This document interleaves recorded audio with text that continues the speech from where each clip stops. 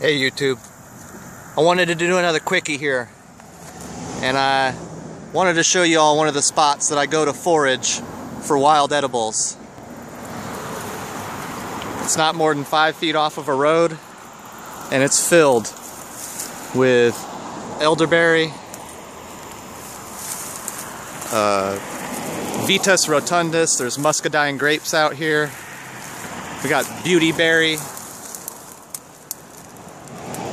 Here's some grape right here, along with all the other support plants, like goldenrod and the nitrogen fixers and the weeds.